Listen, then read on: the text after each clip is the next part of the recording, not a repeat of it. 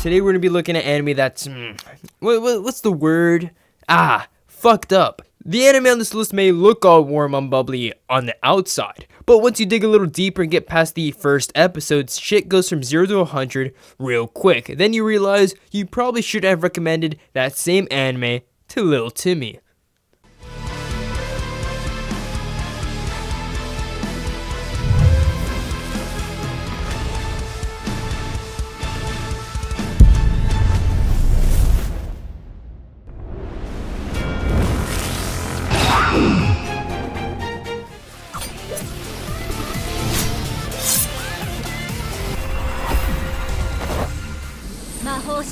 At number 10, we have Magical Girl SPEC-OPS ASUKA. Now, for some fucking reason, Japanese people love turning specifically magical girl anime into their sick and twisted fantasies. However, this mangaka decided to take it to a whole new level by not only making it for the seinen audience, but also making it part of the military genre. So, you have these teenage magical girls fighting with the military holding assault rifles, and you know what, I don't even want to know how this character uses her weapon. But I can already tell you it's probably best not to watch it, not because it's messed up or anything, but because it's one of the worst anime I've ever laid my eyes on. そういえばママ言ってたよね。門と森の奥の柵へは危ないから近寄っちゃダメって。あんなの At number 9, we have The Promised Neverland. To begin with, this anime is genius at its storytelling. The anime starts off with a slightly odd beginning, indicating that something is wrong with the world they live in. But it seems like the orphanage is protecting these kids from the dangers of the outside world. Little did I know that they were feeding them to it. Literally.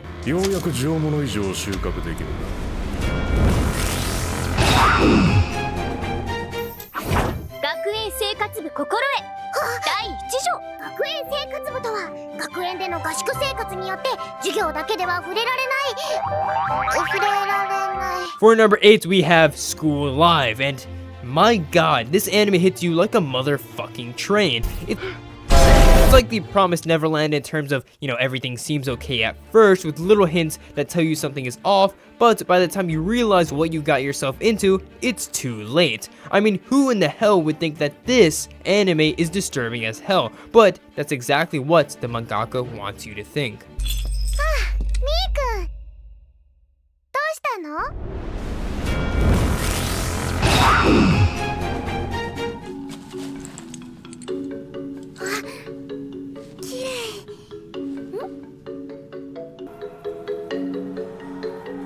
At number 7, we have Made in Abyss. The beginning of this anime made it look like, this cool, innocent adventure show. Unlike the previous two, you don't find out it's for adults until after it hits episode 5. After that, it gets worse and worse after every episode. And honestly, I would say that this is more disturbing to me than Berserk. But if you can move past that, honestly, I do think that the world building in this anime is quite amazing.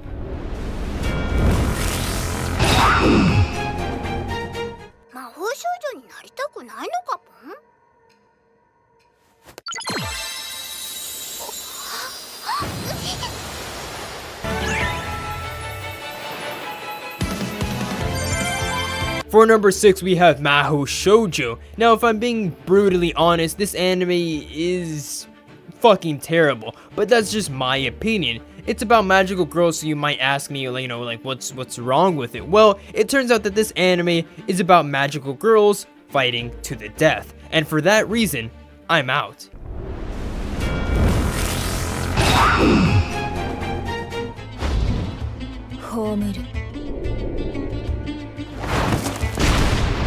For number 5, we have AKAME ga Kill. This anime is much more well known, so you probably know of the horror that lies within. But when I first watched it, little did I know this innocent shonen anime was going to make a turn to be much more fucked up than I anticipated. I thought this anime was amazing when I first watched it, but then a couple of years passed, so I decided, what's the harm in rewatching it? Well, let's just say calling it garbage would be a compliment.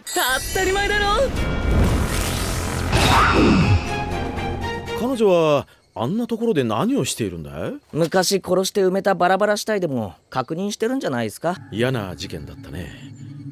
腕が一本まだ見つかってないんだろう？何？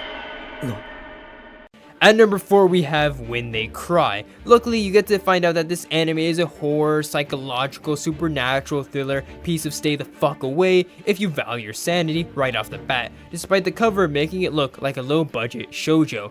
Now, I can't say too much about it because I haven't watched it yet, but like I said before, this anime is not my forte, and I can say right off the bat it might be worth checking out since it has a pretty high rating on my anime list.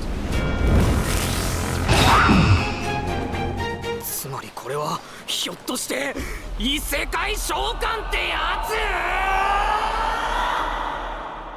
For number 3, we have Re:Zero. Let's be honest, when you imagine a isekai anime, you think of, a cute, bubbly, cheap story that sometimes has a harem involved. Now, when you start watching Re:Zero, it has some of these elements, so, you don't suspect anything.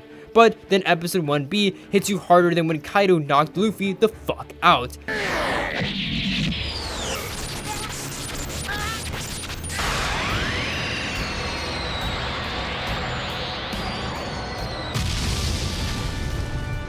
It's similar to AKAME got killed in that way, but I would say that this anime is much more enjoyable. Even though it does have its messed up moments, I would still recommend this anime.